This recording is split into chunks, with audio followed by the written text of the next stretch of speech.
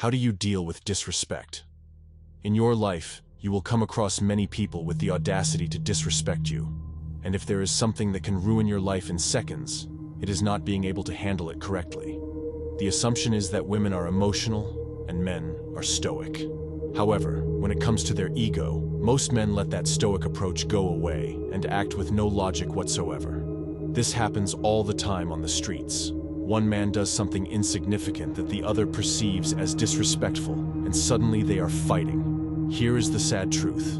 All around the world, there are righteous men in prison cells, rotting away just because they dealt with disrespect the wrong way and made the wrong split-second decision. It is easy to judge them and talk about how they made a dumb decision, but when the time comes for you to be tested, I guarantee you will make the same mistake more likely than not. The ancient philosophy of Stoicism brings light to the solution of this issue. So today we will go over 7 Stoic lessons to handle disrespect. Do not skip any, especially the last one, which is the most important, and neglecting it may negate any benefits from the others. Number 1. Remain calm at all costs. When someone disrespects you, the easiest thing to do is to let anger take over and seek retaliation.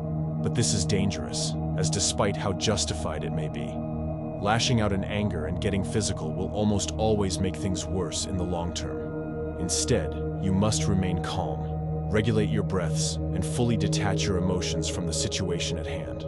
When you do this, you will acquire a third-person view of the situation, as if you are a spectator of a game of chess.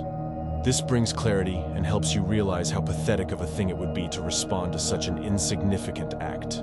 After all, it is never the disrespect that causes harm. Disrespect by itself isn't hurtful to you at all. It is your interpretation of and insecurities related to it that trigger feelings of hurt or anger in you. Listen, when someone disrespects you, it is crucial to remind yourself their opinions have no worth, and it is merely a reflection of their own opinions. Whatever happens, you have to remain calm at all costs, as otherwise none of the next lessons will have an effect. I know it is hard to achieve calmness in such situations, but there is something that can aid you. You all know about meditation, but looking at knowledge from religions, many different philosophies and studies ranging in time from the Middle Ages to the modern era, an even more powerful method can be found, a method which I will reveal in my next video. To not miss out, subscribe and turn on notifications down below. This method might change your entire mindset. 2. Draw boundaries. Stoicism is far from pacifism, and it doesn't tell you to not fend for yourself. When someone disrespects you, you don't have to lay dormant, nor should you lash out in anger. You can be both calm and strong at the same time. Establish clear boundaries that protect your dignity, and when someone crosses those boundaries, communicate to them what was done wrong and how you expect to be treated. What also helps is when you keep a strong stance and eye contact. This will make it clear that you are not someone they want to mess with, and that you are not playing around when it comes down to these boundaries. It lets everyone know that you demand to be treated with respect, no matter who they may be. Number 3. Change your point of view. It is easy to assume the person disrespecting you is wrong and just rude. While it is never right to approach someone in such manner, you always have to consider if you've done something to trigger that disrespect. Most people never acknowledge their own flaws, and that is also why they are never able to grow. It is crucial in life to always self-reflect and remain brutally honest to yourself. Once you detach your emotions from the situation, start asking yourself questions. Is there any truth in what the person is saying? Have I crossed any of their boundaries?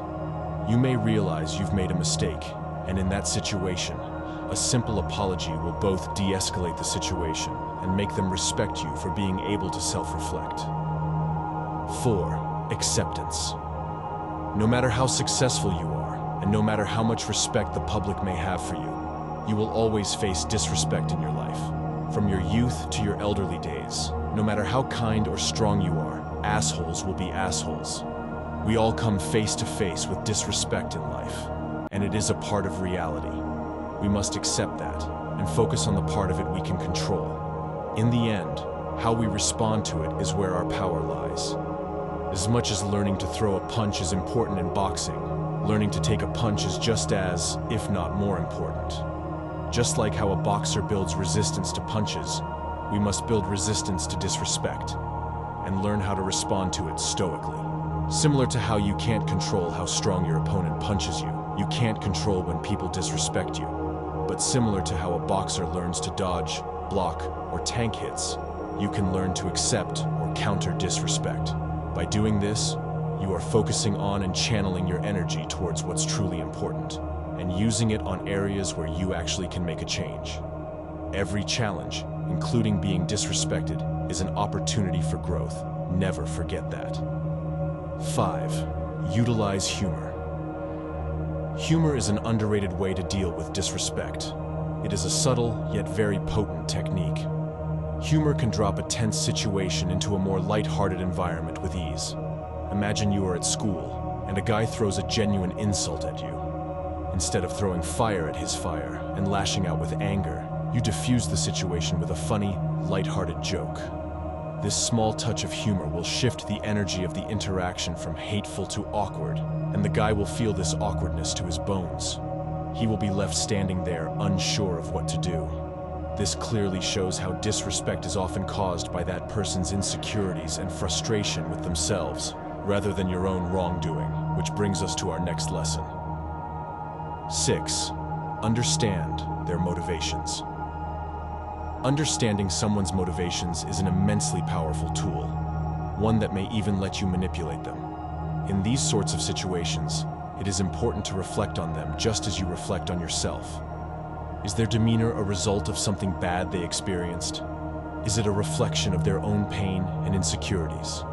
Is it perhaps fueled by anyone around them? What someone attacks in you often mirrors what they attack in themselves. If you work out every day, and if an obese guy criticizes you and tells you that you should make the most fun out of your life, it is a result of their insecurities rather than a result of your actions. The wisest move in this case is just to laugh and ignore them. Never forget, you will never meet a hater doing better than you.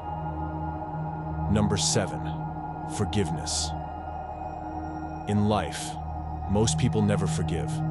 They let that hate and desire for revenge continuously burn in them. However, many philosophies throughout world history treat forgiveness as not a favor for others, but a gift to your own soul. Think about it. Holding on to these feelings is nothing but a hindrance to your life. It is like carrying a rock on your back for no reason.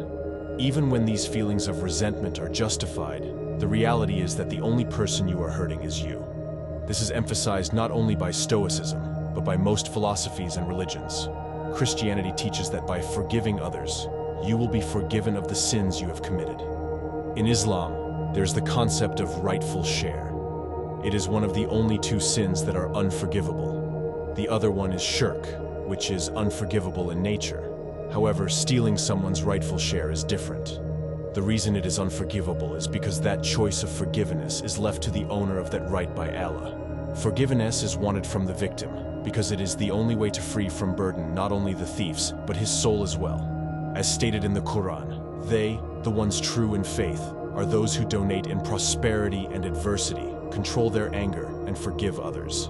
Allah loves the good doers.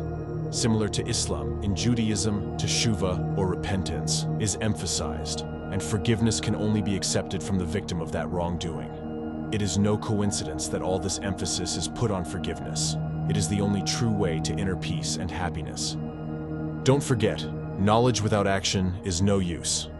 After this video, you may watch more, but don't restrain from applying the information you gain to your life. Stay tuned for my next videos. We will all make it.